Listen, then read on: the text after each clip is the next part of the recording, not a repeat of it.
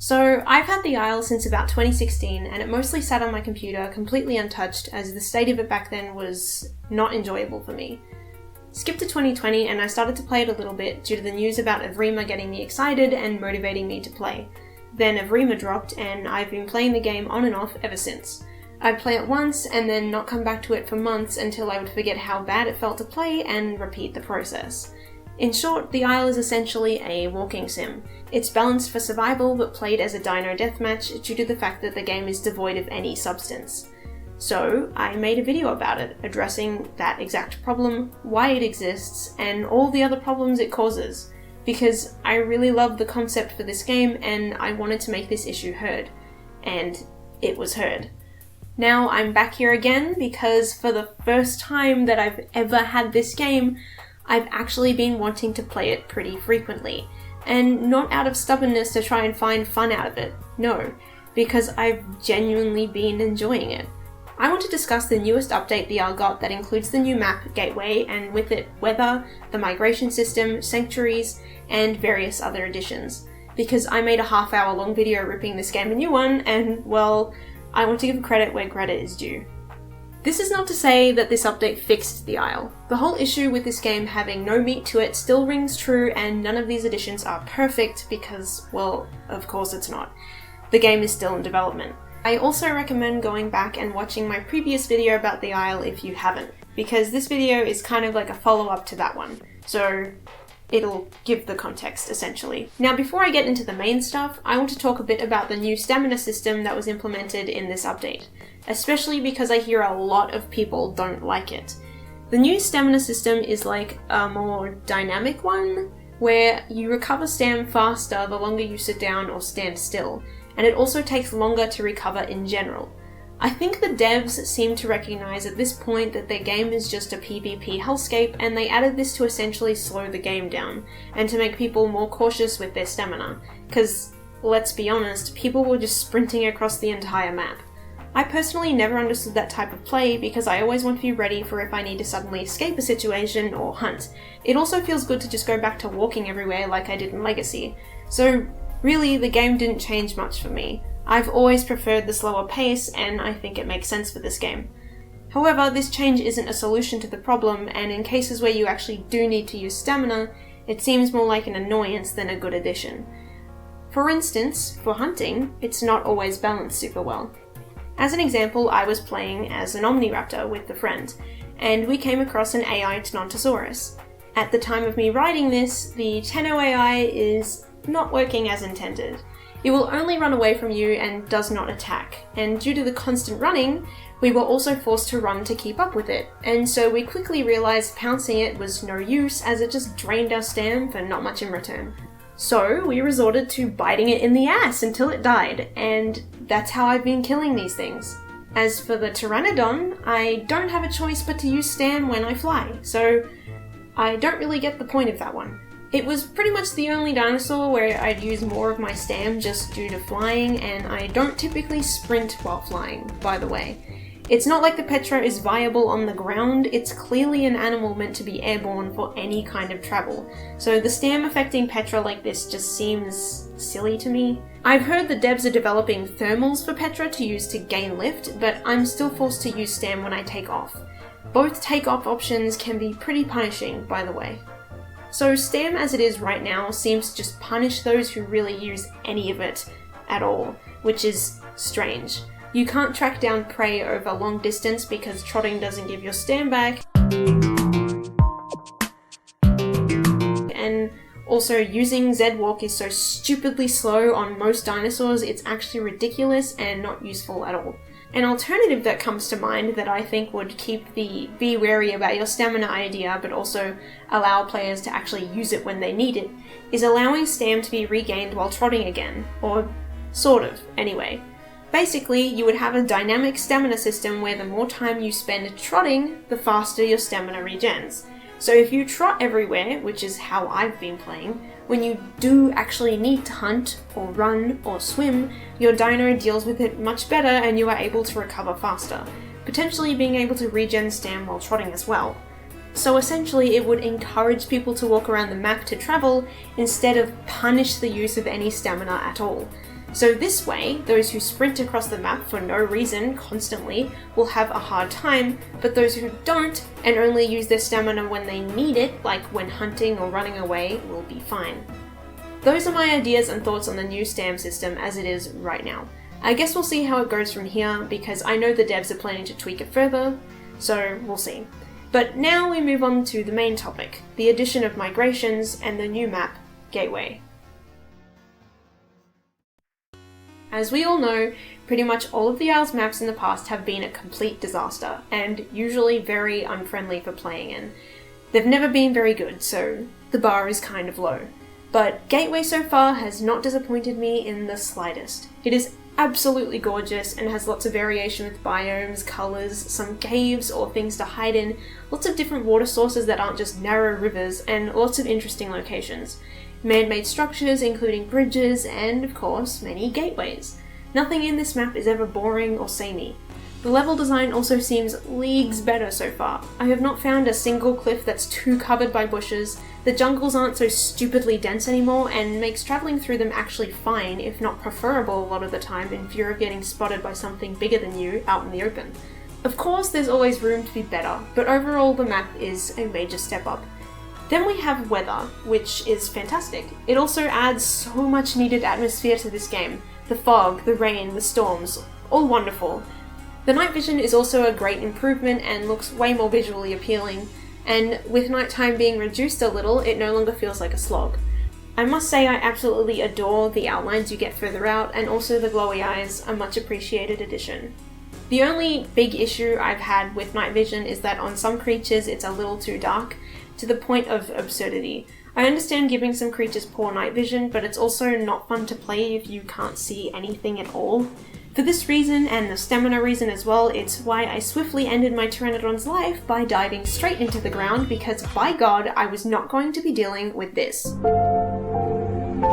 the fuck? If you have it so you can't see anything at night, people will either ditch the creature like I did, or just log out at night, which I'm not sure if that's the intended outcome.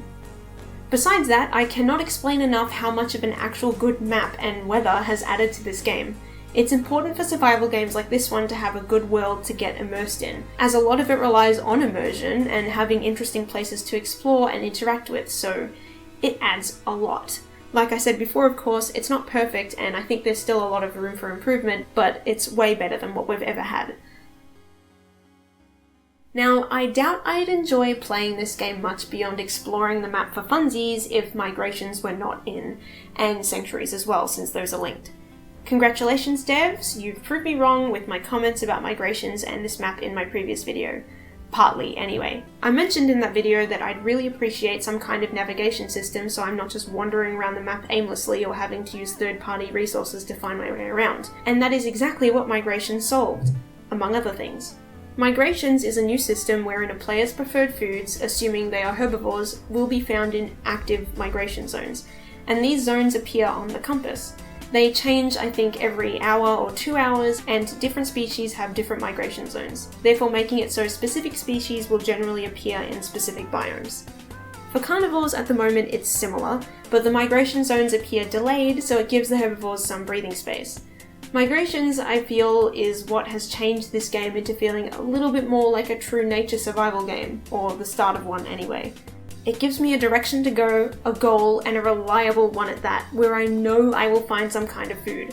So no longer am I spending the game aimlessly wandering bored, I have an objective that feels grounded and makes sense. It makes it feel a little bit more like I'm playing as an animal, migrating from place to place in search of food and knowing where that is. So now the challenge becomes getting there and avoiding the potential dangers along the way, making sure I take the safest routes and don't go out into the open too much. And I've been really enjoying that.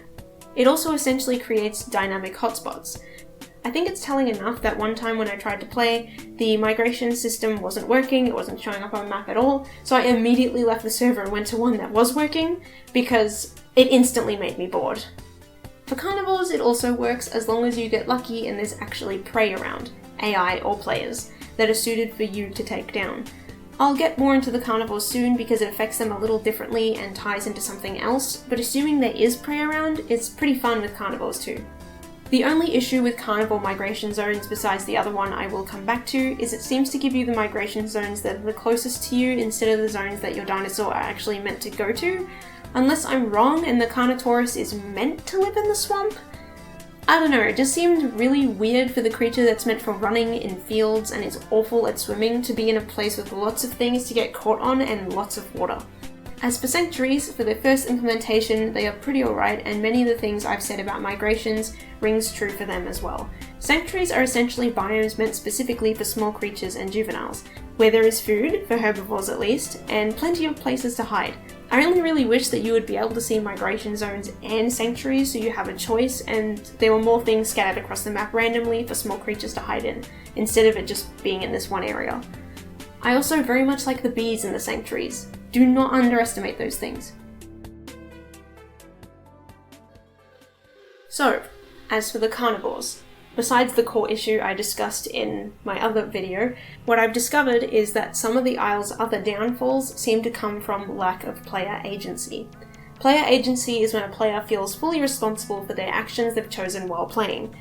Basically, no RNG type stuff. Half the reason I would find myself so bored and frustrated with this game is that a lot of it felt extremely random and based on luck, especially for carnivores. With the new addition of sanctuaries, migrations, and the map design being much better, this RNG type feeling was nullified quite drastically, but mainly for herbivores. You have a place to follow, you know where to go, it's reliable. The difficulty comes from traversing the map, so PvE, and threats from predators.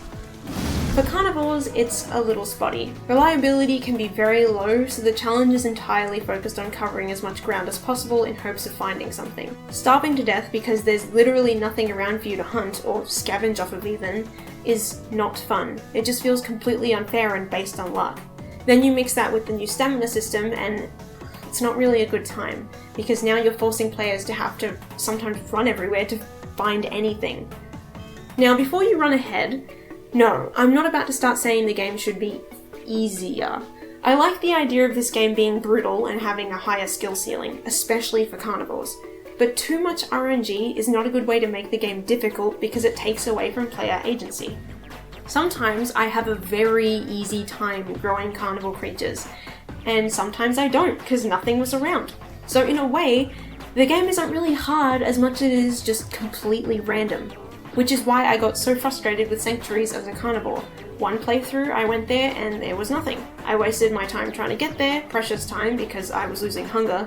The second playthrough there was luckily a screaming baby tenor there. 2 Sarahs stole my potential kill but the bees swiftly took care of them. So, dinner. This is the illusion of difficulty. It's random, it's out of your hands, it's not fun. Difficulty for carnivores needs to come from hunting and other predators, not from hoping you randomly come across prey items. Prey items should essentially be plentiful and migrations should be where to find them reliably. The question should be, can you take it down, can you sneak up on it successfully, and did you choose the best target? I like to think that playing as a carnivore should essentially be a kind of 3 strikes and you're out deal. Starvation should be almost solely the player's fault due to failing hunts too many times.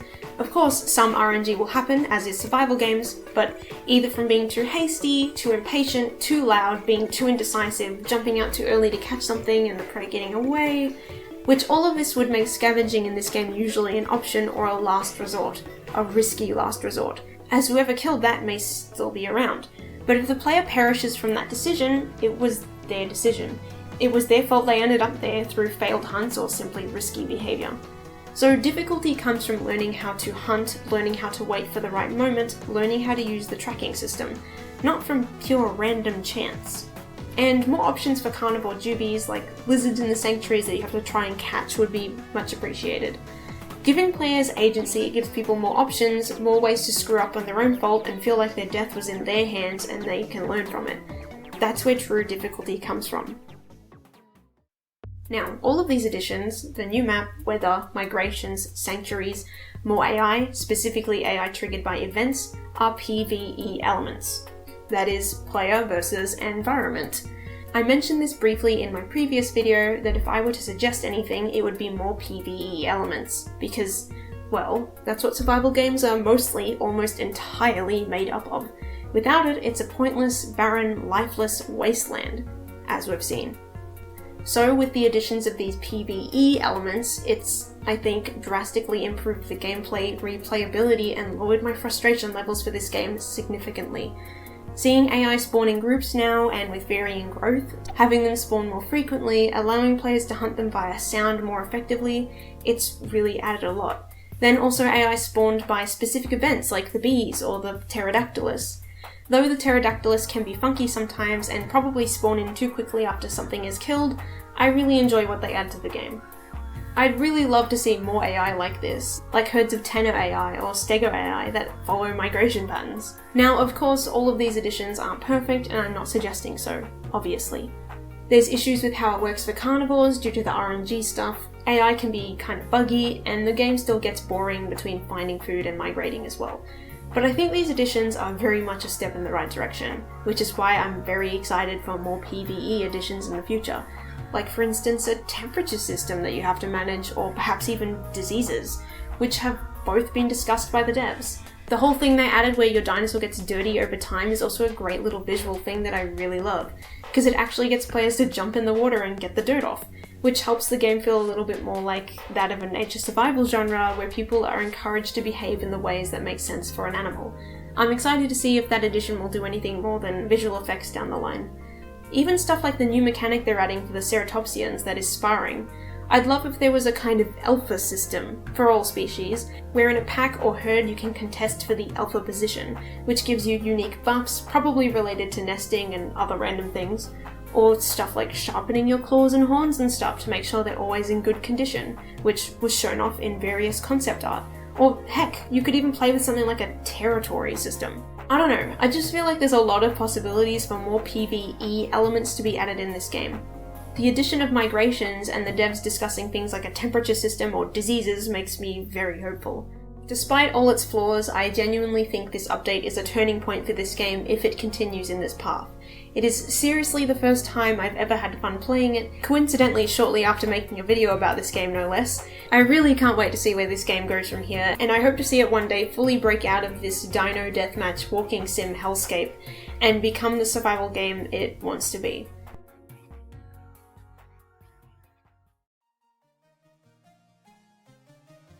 This video turned out to be a little longer than I planned, which, what's new, to be honest. As always, big thank you to my Patreons who are currently on screen. Thank you guys are very cool and awesome. Anywho, I hope you enjoyed, thanks for watching, and I'll see you guys in the next one. See ya!